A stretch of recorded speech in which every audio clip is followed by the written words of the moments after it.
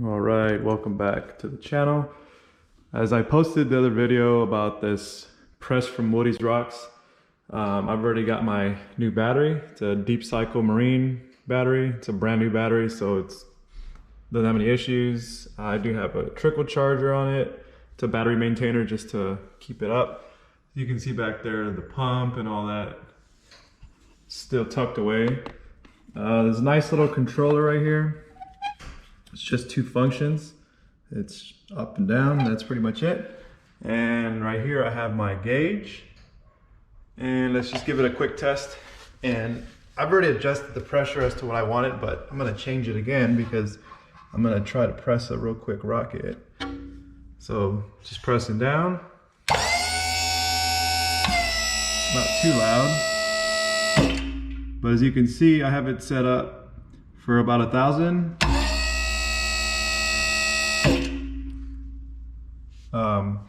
So yeah, that's pretty much it with this thing. It's pretty nice little press.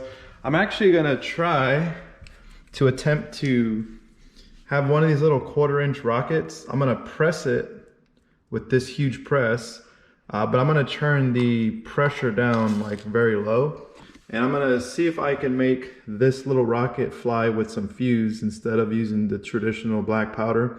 I'm just gonna use a clay plug, and then I'm gonna pack it with some fuse. I'm gonna see if I can get the pressure of the fuse to build up and see if it'll actually fly. But real quick, just wanted to show you this knob right here. It's pretty simple. You just turn it and I can actually drop the pressure of the cylinder. I'm gonna see if I can catch it all. I'm sorry if I'm moving a lot. I'm trying to get this camera to see everything that I'm doing. So I'm gonna see if I can do it with one hand, see what the pressure is now. So that seemed to go up, as you can tell. I'm gonna spin the knob half a turn. Nope, I went the wrong way. Let's turn it down. Okay, a little more. Still going. I'm going to turn it more. There we go. Probably a little more than that. I don't want to bend the spindle. I do have an arbor press, but I'm just going to use this one to press a clay plug. And just for safe measure, I'm going to get it one more little turn. All right, and let's see what that puts it at. All right, that's about 200 pounds of pressure, which should be fine because I've actually done that before, and on the arbor press. So sorry for all the movement. I'm trying to get the camera set up. So yeah, this is my 1/4-inch tube and the 1/4-inch tooling. I used a little straw. I cut it out, and it helps me kind of put the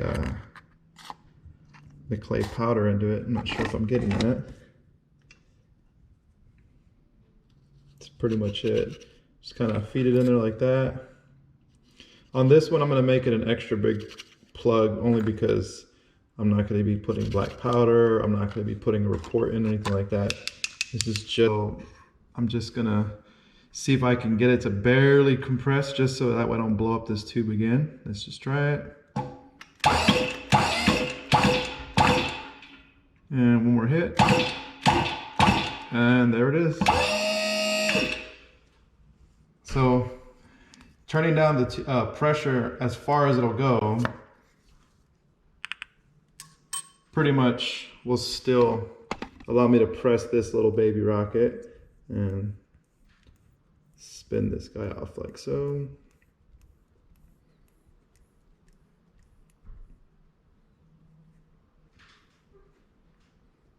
I don't want to break the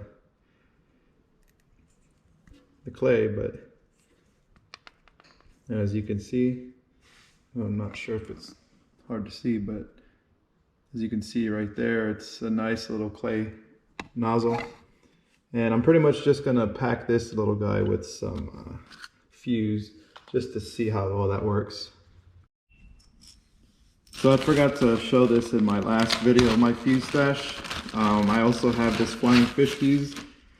For those of you that don't really know what flying fish fuse is, this fuse actually provides a pretty good amount of thrust. These you can actually put on some of the little, like half a shell or like a half of a sphere, and you just kind of wind a little bit of this fuse on there, and it'll actually cause it to spin. This one, I really do like the way that it burns.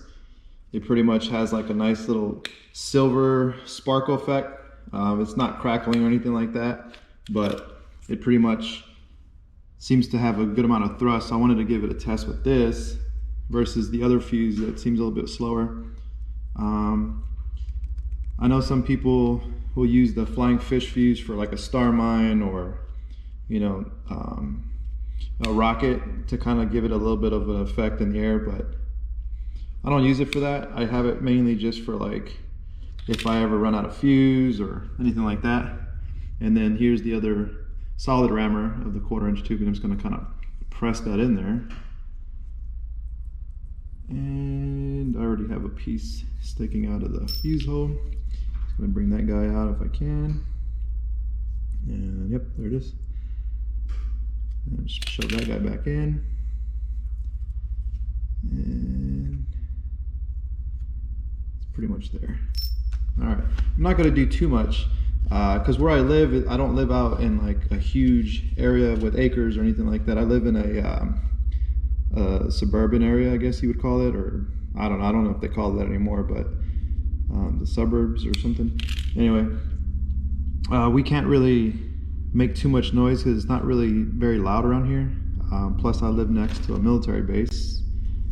For those that didn't know, I just got out of the military last year in September, so I tried not to make too much noise because a lot of the people that are serving around here, you know, don't like the sound of explosions and stuff like that. So I try to be respectful of that, you know. I have deployed Afghanistan and stuff, and I've, you know, heard things and all the other stuff, but I'm just being respectful. So I try not to make anything big, which is exactly the reason why I don't have much of the bigger items that you would see people making, like the 3-pound rockets and whistle strobes and stuff like that. I can't do them around here. The only time I actually do light fireworks that actually make sound is at my father-in-law's house. We go down there to visit, and I'm able to do it there. He's got land, and nobody says anything. People shoot guns there, make noise all the time. It's not a big deal. I do also make flash, you know, flash powder for my firecrackers, so I do that. But anyways, yeah, look, that's just a real quick 1/4" rocket. Packed it down with a little bit of toilet paper to kind of make a bulkhead on there to kind of build up a little bit of pressure. That's pretty much it, and I'm gonna demo it when I get a chance, and we'll see if it actually works. And if it works, nice. If it doesn't, well, then I'll just use something else, or I'll just keep it to black powder. Anyway, thank you for watching. Until next time.